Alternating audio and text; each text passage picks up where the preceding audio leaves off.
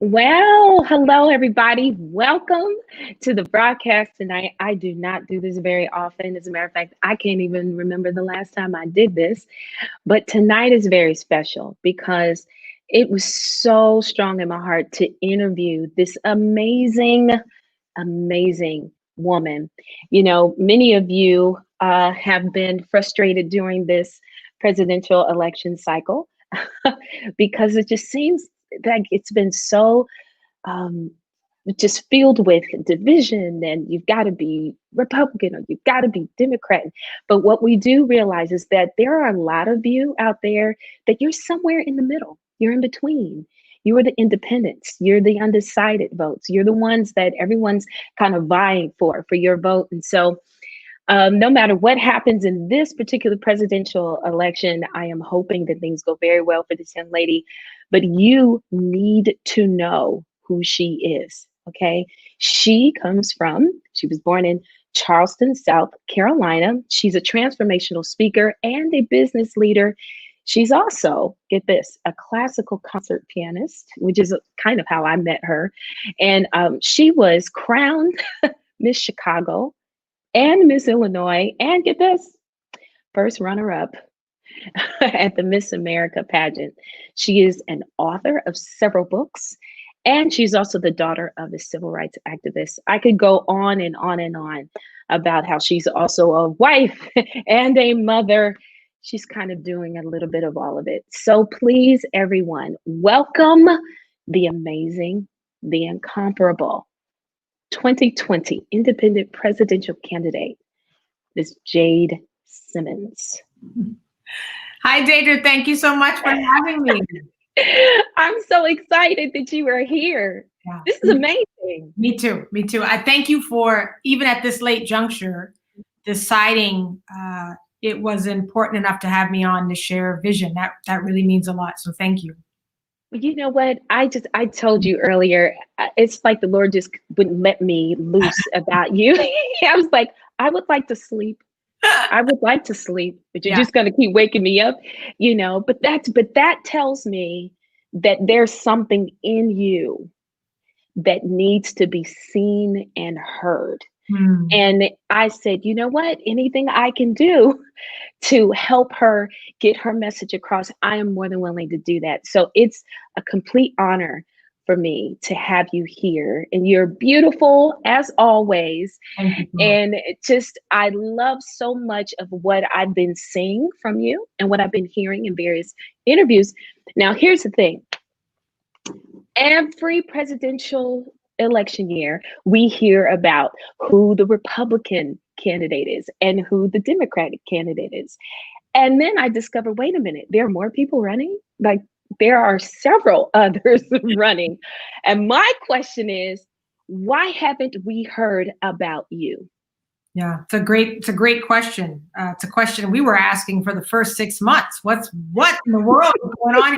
You said there are several. There are actually 1,214 people filed to run for president in 2020. Okay? Wow. Now, how many of those are serious candidates? I couldn't tell you. Most of them don't have websites, but there are at least 6 to 8 of us who are very serious. I've actually been running since January. I should say we decided to run in January. I didn't announce officially until February because we wanted to wait until all our papers were filed and that good stuff.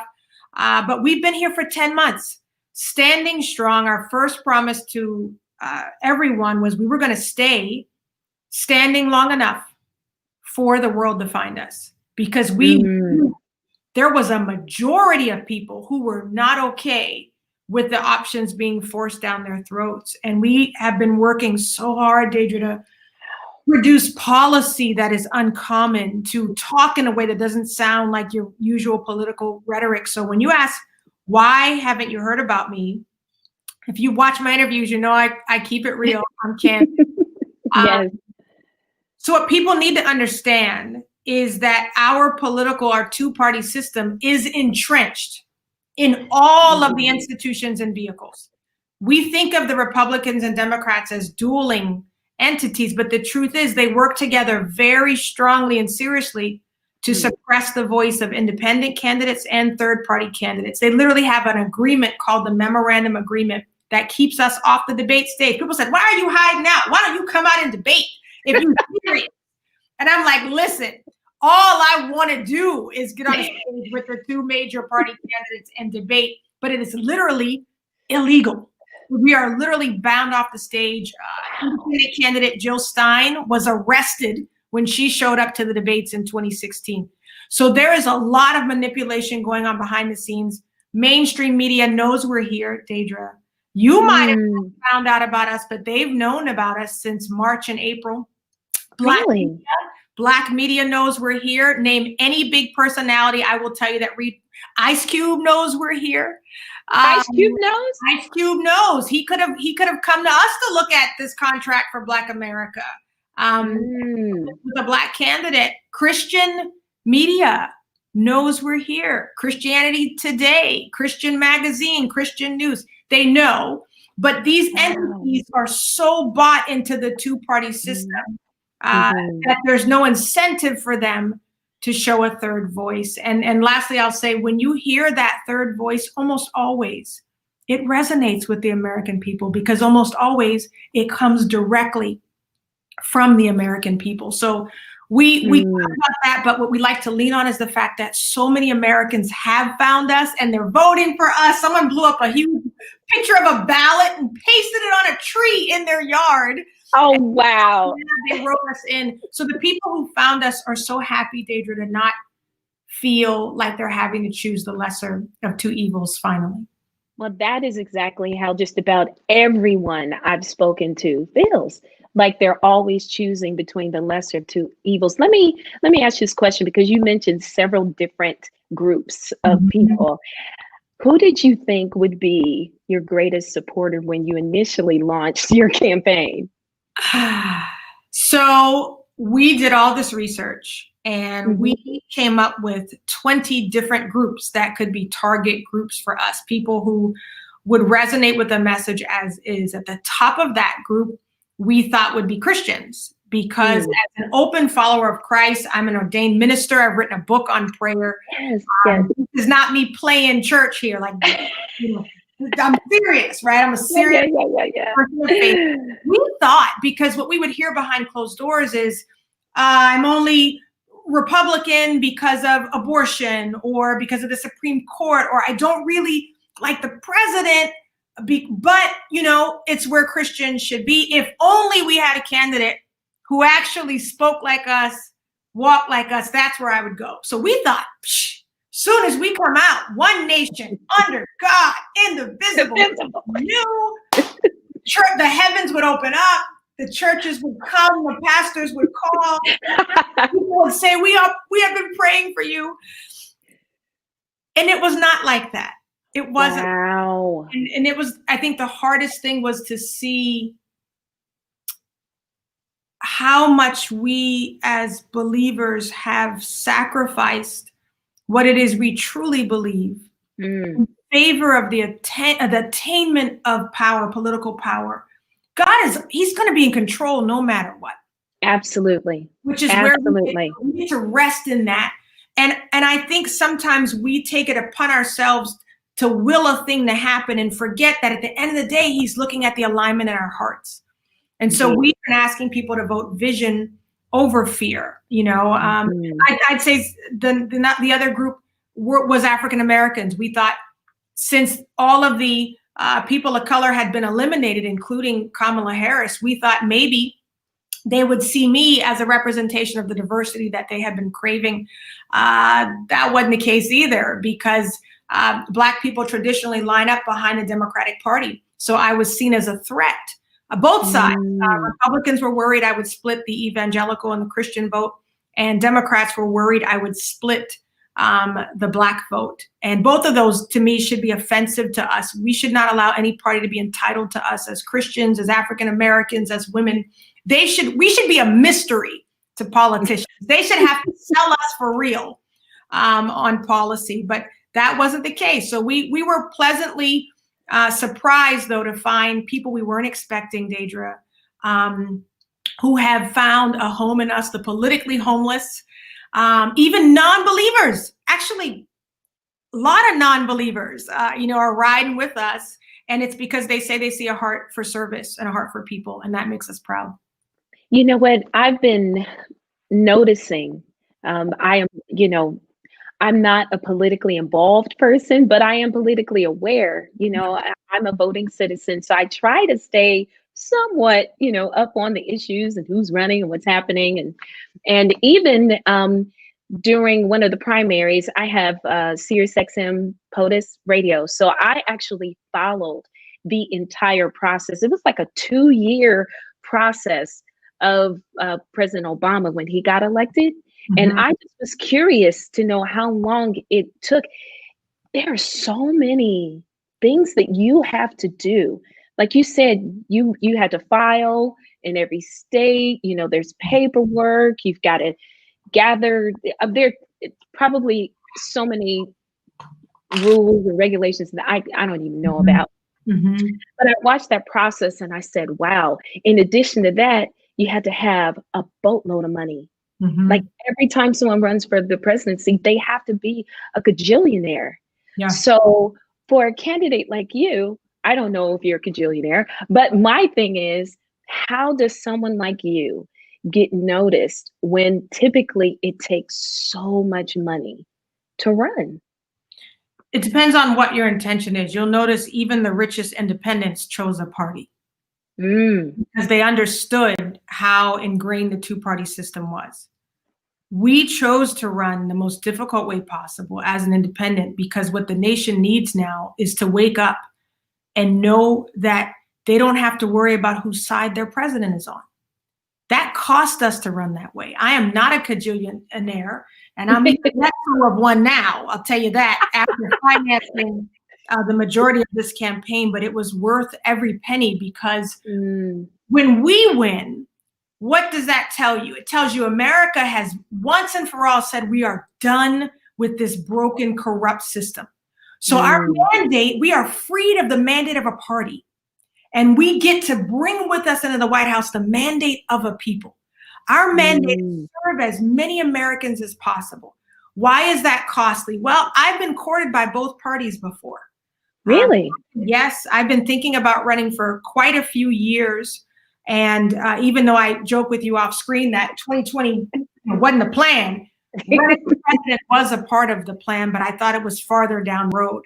But you know how Mm, that is. You make your timeline and then the world says something differently. God says something differently. And the times called out for something uncommon. I ran with a burning sensation in my heart of feeling that race relations were on their way to being at their all-time low. I also felt mhm, an economic disparity, that the distance between the people who have and the people who don't would be bigger than ever. That was before COVID-19 hit. wow. Before George Floyd's murder turned this world upside down. So suddenly I got post confirmation for the decision that I made. And I am leaning into this proudly as a non-politician. I know the president said he was a non-politician. I would beg to differ. I would beg to differ. But I'm running really as someone who is literally living this American life. I know what it's like to have Yeah. to shut down your business instantly when COVID-19 hits, to have to decide how do you make pay cuts and pay your salary. Minimum wage here in Texas is $7.25, which is a travesty.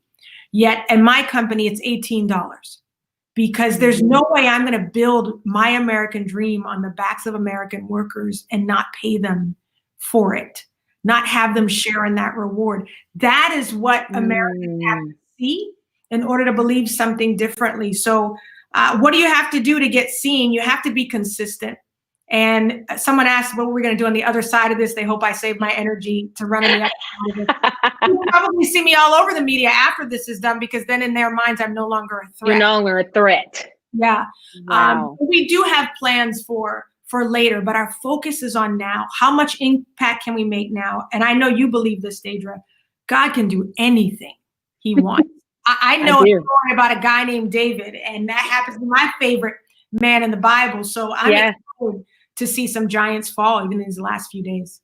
Oh, I'm such a believer. God has done so many amazing things in my life, and I've seen him do the unimaginable, the unthinkable, just make ways where it doesn't seem there is one. So I just admire your tenacity and your perseverance through this whole process. You know, I'm I'm assuming from what I've read, you don't have any prior political experience. I think you alluded to that. And some people were asking me, well, why doesn't she just run for, the governor or, a Senate seat? Why did she have to aim for the highest office in the land? Do you want to give us an answer for that one? I think somebody should ask David the same thing. Why would he lead a military with no military experience? Why would he be the greatest king in the history of Hebrew culture without having been mayor first? We as individuals have to free ourselves of man's expectations where resumes and qualifications are concerned. I proudly come to you with no political experience, but I boldly come before you being one of the most sought after communicators in this nation, one of the most sought after professional speakers. And why did they bring me in? To speak on transformation. I think we need that. To speak on purpose. I think we need to be reminded of that. And they bring me in to help them navigate their most difficult periods of change. I think we're in the middle of that, right? Your president must be head of state, commander of chief, and executor of the laws. And if you're going to execute the laws fairly, you have to now not be lopsided in your agenda. You can't see the country as blue or red. It pains me when any leader gets up there and says, the red states do this, the blue. I've been all over this country. I haven't seen a red or a blue state yet. But I have seen people who are in need. I have seen people who have and want to give. And yet the platforms, the apparatuses, and the infrastructure that we have crippled by politicizing everything are not there. So I lean in with a load of leadership experience. You name the company, some of the most major corporations are trusting me to speak life into their people and to help their leaders level up. We need an inspiration officer in chief as well. One president is not going to do this. Change is going to come about when you put a powerhouse in office that believes being powerful is not about standing there and beating your chest and saying, look at what I did. A true powerhouse must pour power into the people that they serve. And that's something that me and my vice president, another female, by the way, another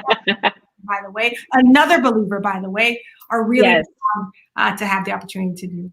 Oh, I love it. And I also love your reference to David, because when he shows up to battle, everyone's telling him that it's impossible to fight Goliath, and you've heard this from preachers, they say, yeah, he's too big to fight. But in David's mind, he was too big to miss. Yeah. Well, what's great about David, Deidre, people talk about that staff he had.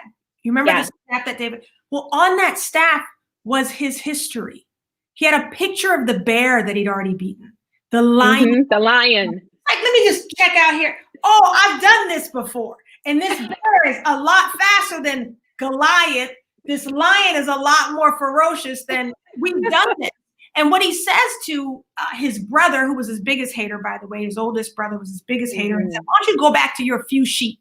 What do you do when your big brother says that to you, right? And it says, do we not have a cause? And the translation of that is, do we not have a history? And so I know what my history says. I've read about your history. I saw your amazing anniversary post. I know what's happening with your voice. You weren't supposed to be singing like you are today. That's right. And when you have that kind of history, the only thing you can do is move boldly towards the impossible and trust that God's not going to leave you standing ashamed at the end of the day.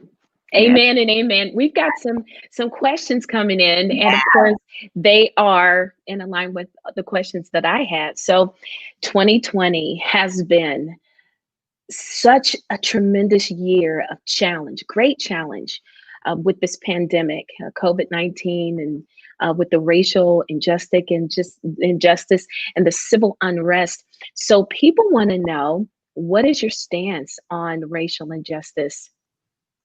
It's a funny way to phrase that, but racial injustice is bad, right? That's my stance on it. My belief is that there are systemic injustices, and that when you have injustices that stretch and affect certain populations more than others. You now have to be proactive in building in systemic success. Someone mentioned my policies, operationrestoration2020.com, because we won't be able to get into everything in great detail, but we have done just that at the website. We wanted people to know that we not only thought about these issues, but we thought about creative solutions. I believe, as the daughter of a civil rights activist, that the first thing we have to do is begin speaking about these issues differently. We've allowed red and blue politics to polarize us so we don't have good, powerful, nuanced conversation. I don't want white people walking around on eggshells. To be able to have a fair conversation about race and understanding, it's going to take empathy, but we don't get to go to the kumbaya phase without diagnosing real issues. It's okay to say that racism exists. It's okay. It's okay to say that police brutality exists. Now, what do we do about it? You don't demonize all police. You don't dismiss peaceful protest as being a problem for law and order.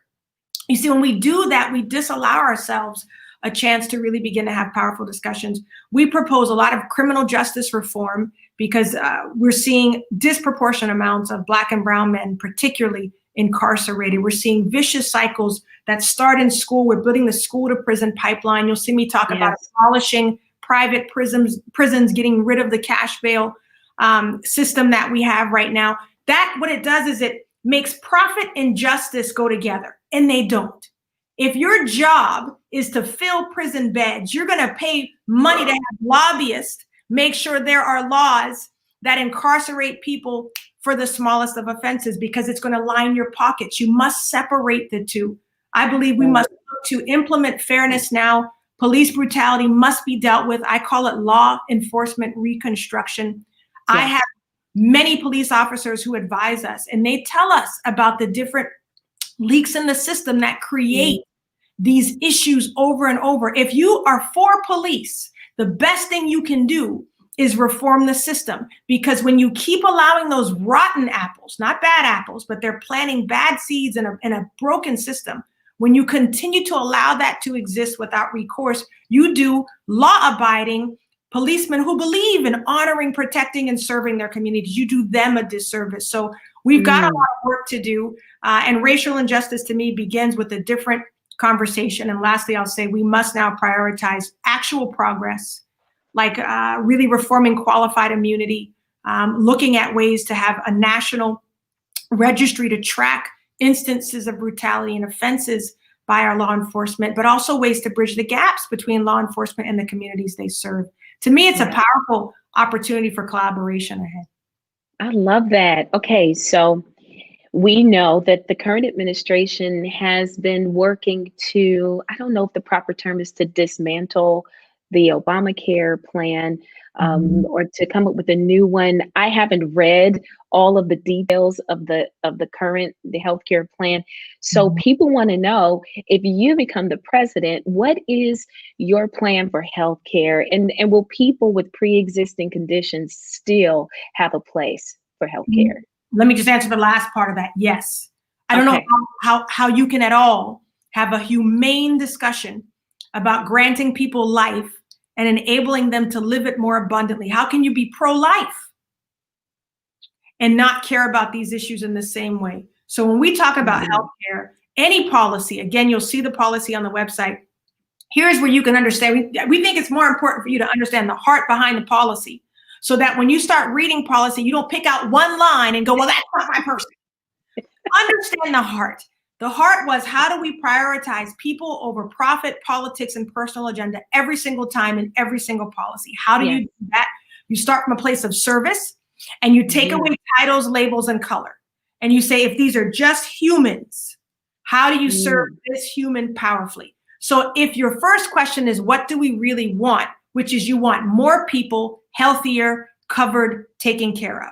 If that's where you start, you can't actually start by throwing out Obamacare altogether.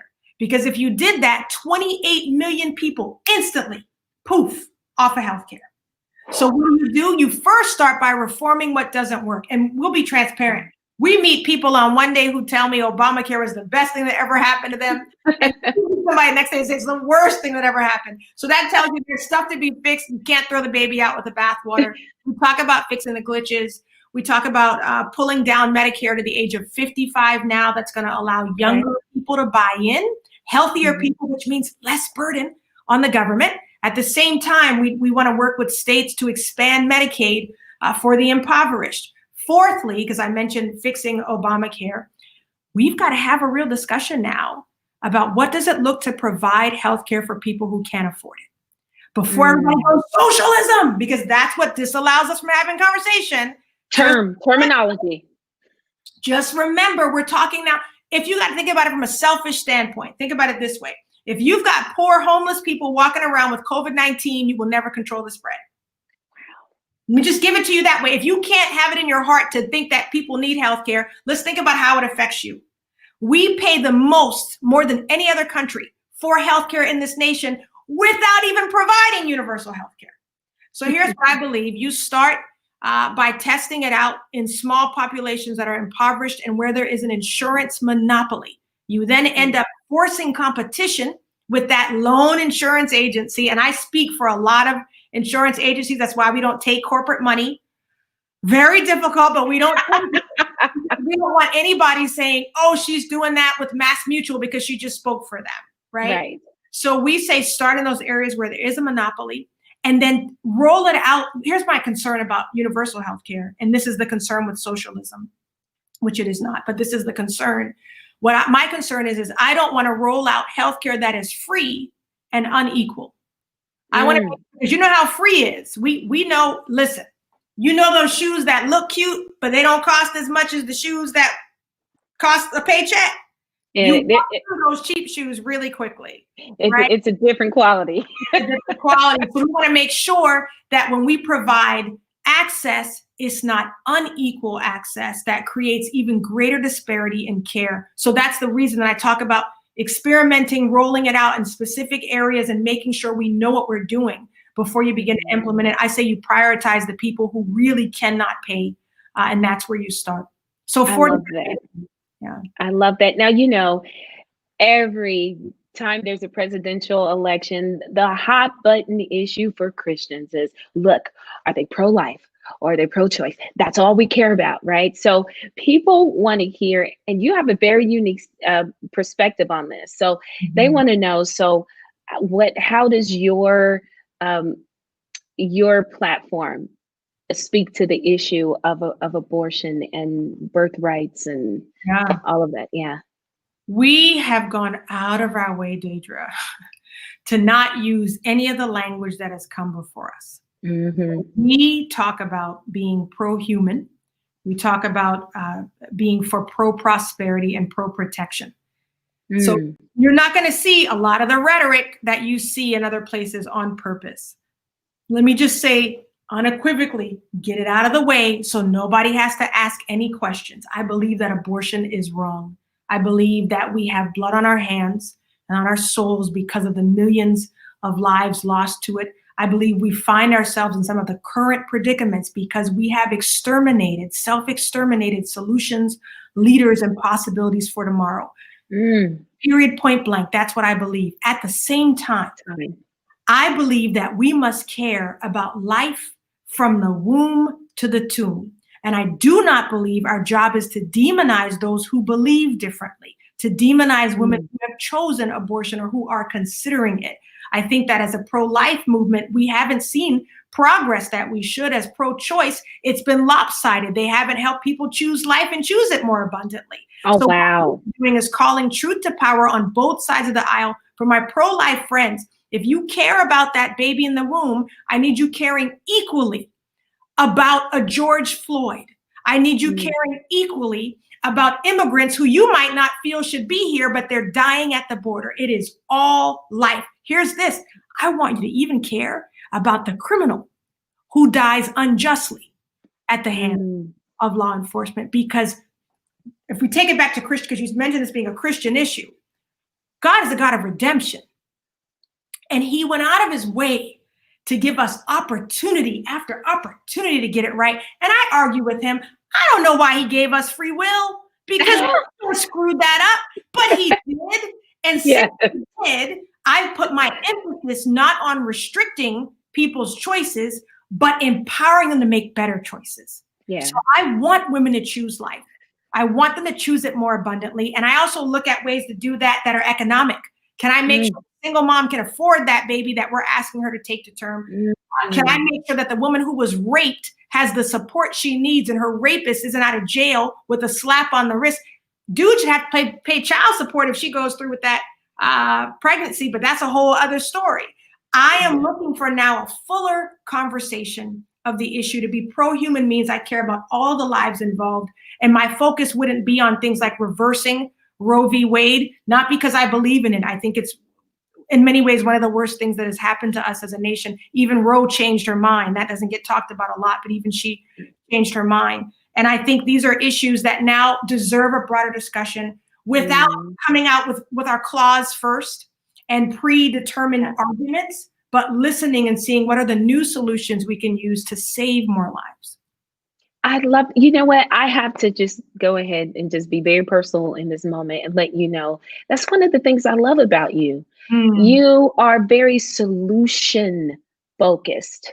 You know, we live in a society that just likes to complain about things. Yeah. You know, on social media, by the way, it's like a brutal place to be. Yeah, it is. I'll tell you what. I mean, it is like, wow, the things that people just type on their keyboards and on their phones and tablets, it's just shocking. Yeah. So I wasn't planning this, but are you prepared to deal with the ferociousness of social media and the media when you become president? I said, wait. Okay, but so look, the media has shut me out. Listen, the haters have found me. You hear me? Listen, I'm just thinking about that right now in this moment. Yeah, CNN hasn't called, Fox hasn't called, but man, the vitriol. I've always had very tough skin. I'm a person of emotion and of great passion, but I've always been able to separate and compartmentalize. And I believe it's a skill that will serve me well for where I'm trying to go. But I think what you said is so important. People are behind these screens. There's an anonymity. And what we have responded to haters. We have a kind of a rubric that we use. If we see ignorance being spread, we believe we are called to stop that. So if someone is saying something in ignorance that could color something else for someone, then we respond. If someone's just calling me a name, I'm good. Your girl knows she's, I'm not worried about it, right? But if you come at me with racism or chauvinism, I will tend to call those things out. But mostly, like you said, if you're coming at me with complaints and issues, I'm going to ask you what the solutions are. Yeah. And so I think it's an important season of really standing up, not just for ourselves, but for the things that we believe in. And I think probably the hardest part, Deidre, was like some of the hate came from people that could have been my mom. Like they looked like my mom's age.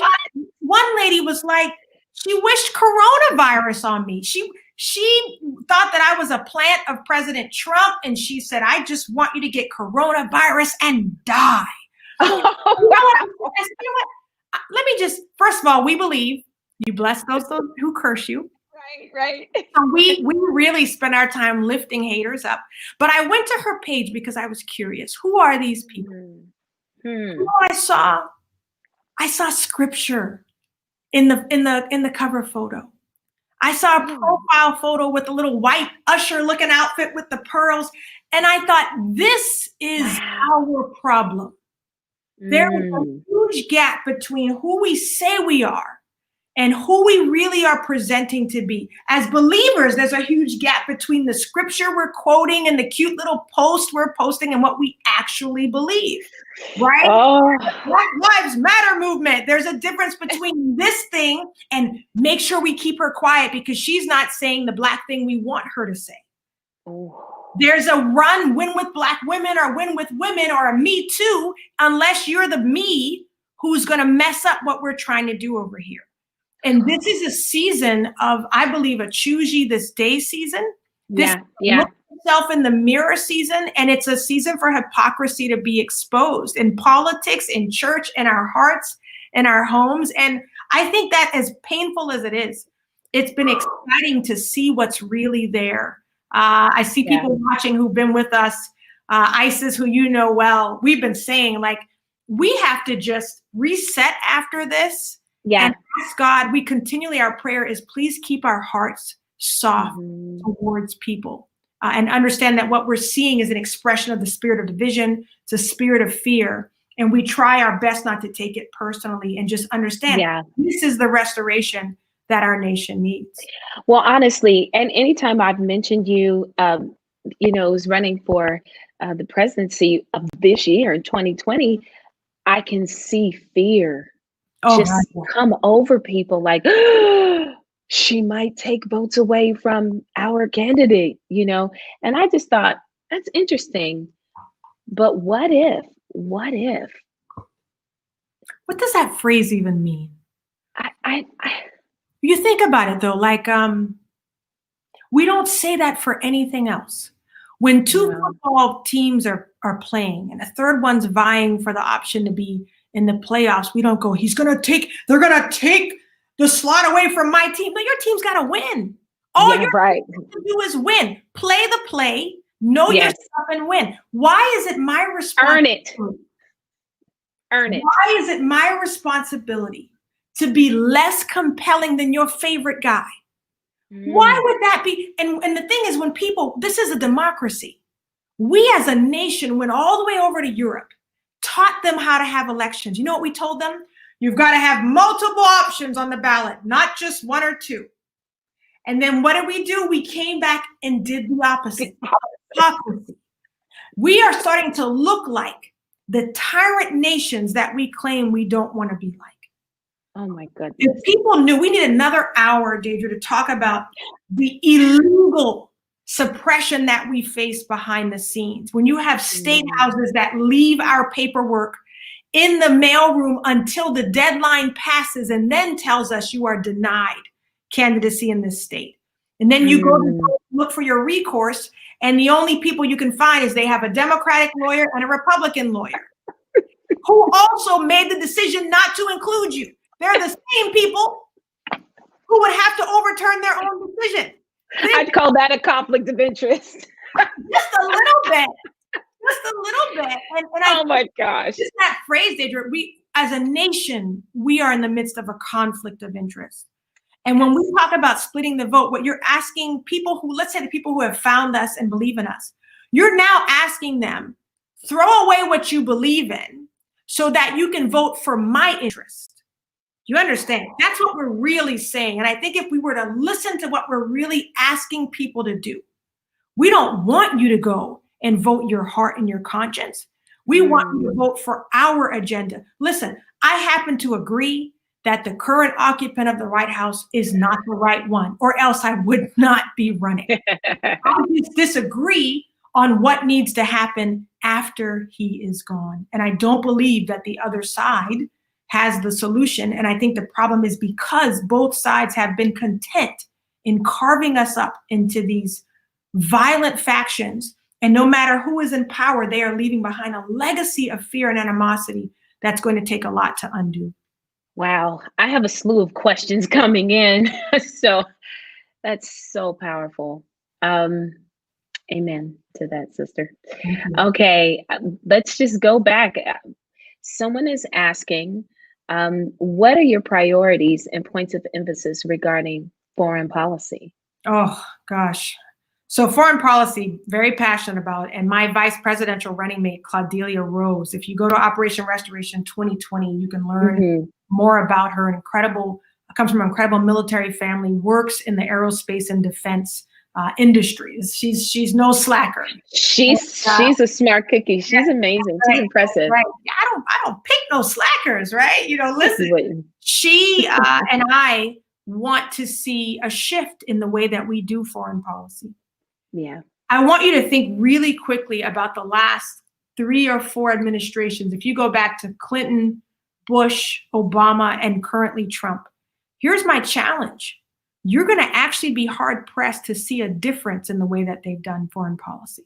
What you'll see is a difference in the way they presented foreign policy. You'll see President Obama really continue most of Bush's policies, put an emphasis on Asia. You'll see Trump take off from, he doesn't like Obama publicly, but he actually continues a lot of his policies behind the scenes. He continued Obama's foreign policy, maybe with a harder nose, but he continued leaning into Asia. That's why when COVID-19 first happened, nobody remembers this. He actually praised China for how they were handling the virus. And said he had no suspicions. The only time that changed is when re-election was coming nigh and we needed someone to scapegoat. I will say, though, I do believe that China has a lot to answer for where COVID-19 is concerned. But my point is, one of the things we don't do, we have become so military focused in our foreign policy, so aggressively military, that we have exacerbated our resources. We're watching mental illness and suicide rise amongst our military service members. You know, we love the sexiness of special forces. I used to want to be like a Jade Bond, you know what I mean? And it looks so sexy and glamorous in the movies. But every time we send those special forces out, here's what we're doing. We're usually covering up for some bad foreign policy decision we made. And in return, we're sending out men and women, real human beings. And we're exacerbating that same resource over and over. We have a mountain of diplomatic tools we do not use. We do not use our ambassadors. We do not use our State Department as much as we could. And we're exacerbating our military. So you'll see a shift there. You also hear me say some things that are contrarian. I know as a Christian, we're supposed to just say, we stand with Israel and stop.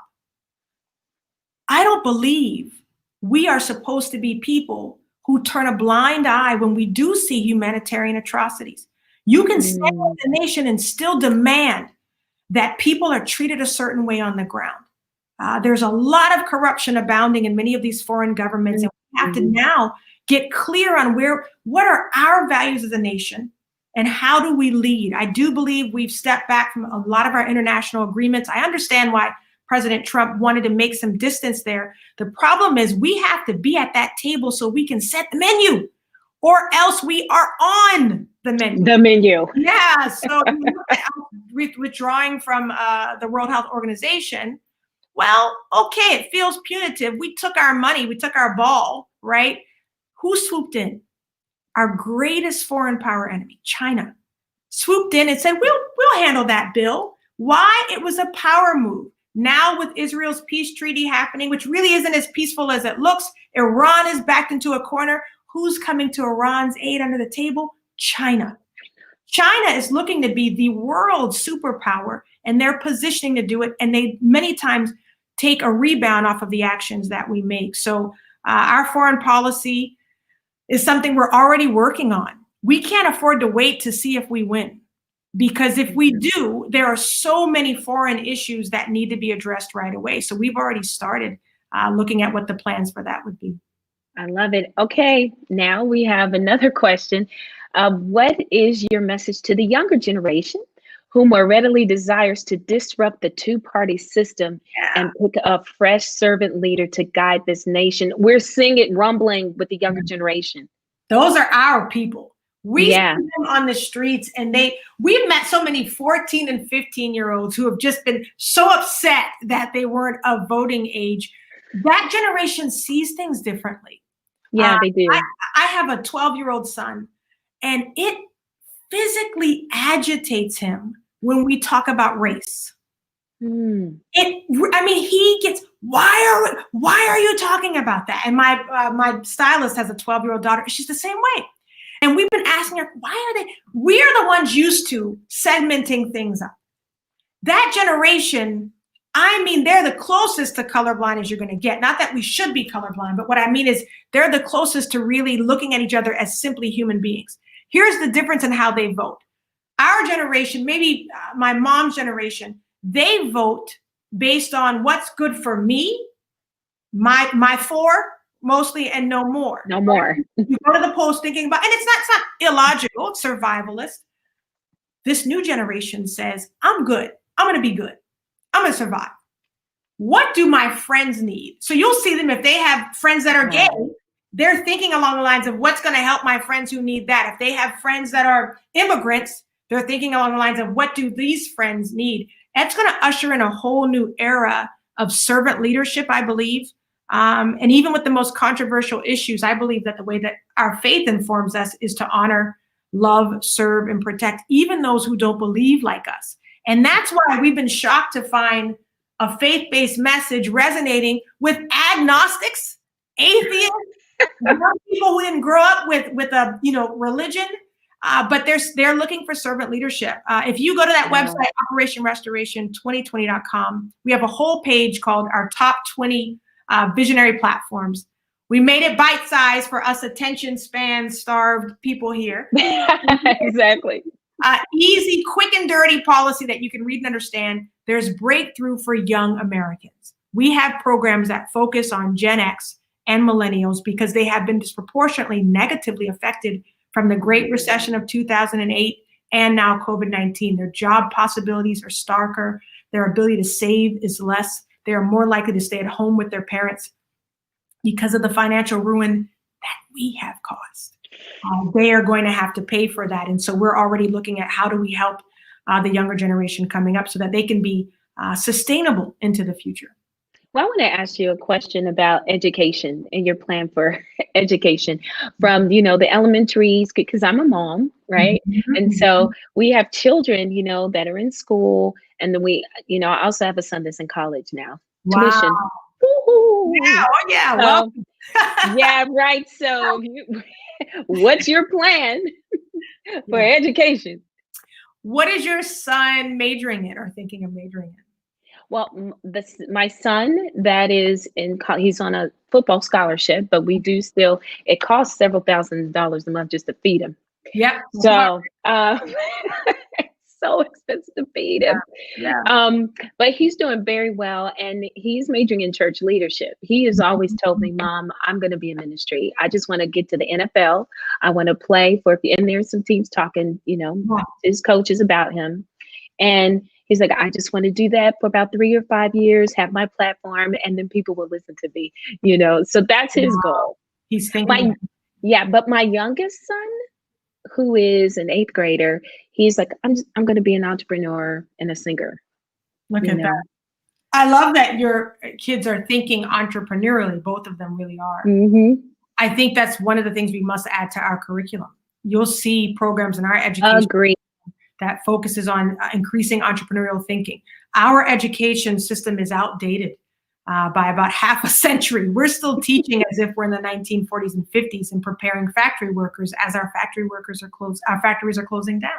Exactly. American jobs abroad. We must have more entrepreneurial thinkers, creative thinkers. They don't have to start their own business, but the mindset of what it takes to become a producer nation means that we need more producer thinkers in our industry, in our industries.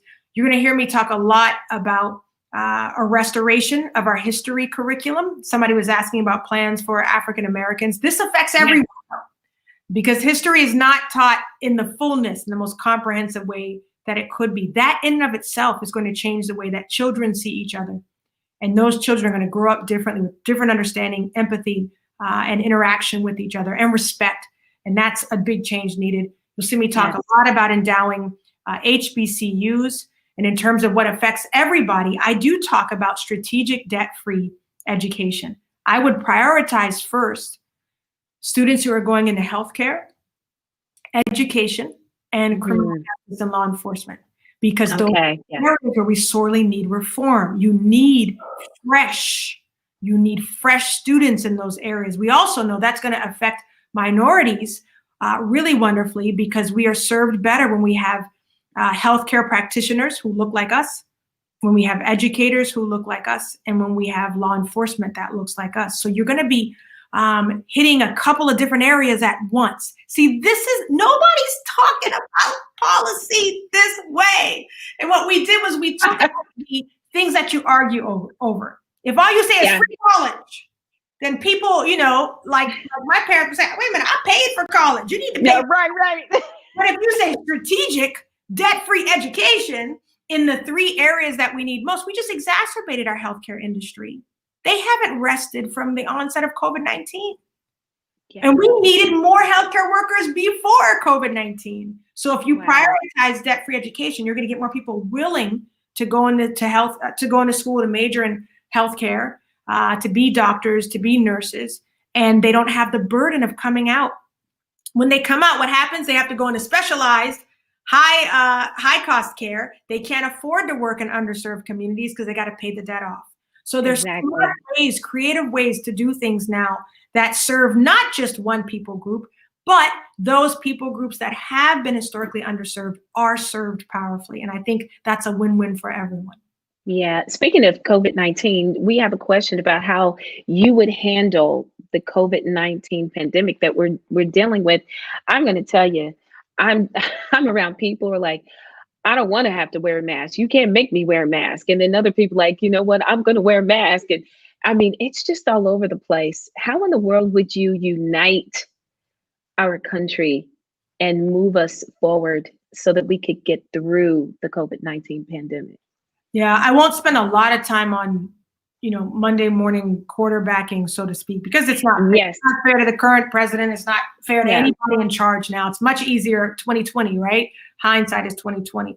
But what I would do differently overall is what both parties failed to do, which is the first thing they did was politicize this issue.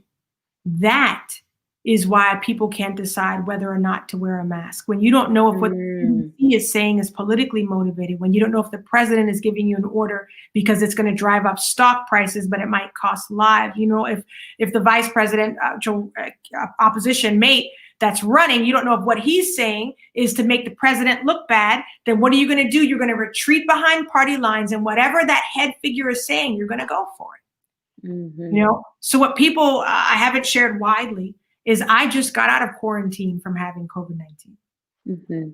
And I wouldn't wish it on anybody. I was not one of the ones who were asymptomatic. I had the symptoms. Mine felt mostly like the flu. And it lasted a lot longer than I thought. And I'll tell you what I learned, though. I saw all the holes in the system. Back in March, one of the things that I had said we needed to do was before we reopened, we must have better testing and tracing in place. I didn't have any proof aside the articles that I was reading, but I just sensed we weren't really tracing. Because if we were tracing, we would know, like South Korea did, who was sick. We would be able to quarantine them. Then all the ones who don't want to wear masks wouldn't have to wear them as much because the healthy people would be out and about. The problem is, and everybody would have to be tested. Yeah. Because so much of 80% of people who get COVID are asymptomatic. Yes. And so you have to be tested. Well, here I was all over the country traveling, being as safe as we could, never came down with COVID-19, ended up getting it from somebody I was close to here at home. And what happened was they had let their guard down. They'd gone to a public gathering and everybody was not wearing their mask at that gathering. And I contracted it from her. But what I learned, Deidre, is when I was on the other side of it, I went to get what I thought was a mandatory second test to be sure that I was clear. I went to what's considered a free testing site. They promised results in 24 hours. And I pulled up and she said, "What's your symptoms?" I said, "Oh, actually, I already had COVID. I just want to make sure that I'm in the clear." She said, "Oh, the CDC is no longer requiring a second test to know if you're negative. If you're feeling better, you can consider yourself fine." And I said, "No, I live with my family. I need to know I'm okay. I will have a test, please." She said, "Okay, well, that'll be $150. I thought it was free. She says, "No, because since the CDC says you don't need a second test, insurance no longer pays for it." Wow. So I said, "Okay, well, I'll pay for it. I can afford it. I need it. It's important to me. Let me have it. And I'll have that in 24 hours, right?" She said, "Well, no, because it's not mandatory. So if you want it in 24 hours, you got to pay extra." So I paid $200 on the spot at a place that was supposed to be free. How many people who could not afford $150 or $200 drove away that day with COVID-19? Do you know what? I took a second test. I was still positive. Had I just taken her advice, followed the CDC advice, I felt fine. I would have been out in public, possibly still spreading this virus. The worst, I'll end by saying the worst thing of COVID-19 is wondering who you might have infected. When I tell you I lost forget the headache, the aches, the pains, the worst thing was wondering who else did I unknowingly make sick. I knew I'd come into contact with people who had underlying diseases. So one of the main things I would do on day one is beef up our testing and tracing. We would begin the industry called ongoing emergency preparation. You'd see new storehouses being built. We'd become the epicenter for the other nations who need to restock their stockpiles. That makes us a producer nation. It increases our revenue, takes down our deficit, and you'd see us putting more people to work, prioritizing those who were laid off during COVID-19. They'd be our testers and tracers. They'd be the farmers who are filling our storehouses. And I think that's actually an exciting time that we'd have to come together now to be a part of recovery and reconciliation in our nation. Jade, I could talk to you for 500 hours. I know. I just enjoy hearing your thought process about how to move things forward, and like I said, to come up with solutions. And before we get any further, I want you to tell everyone, how can they follow you on social media? Give them the website again, for those that are interested.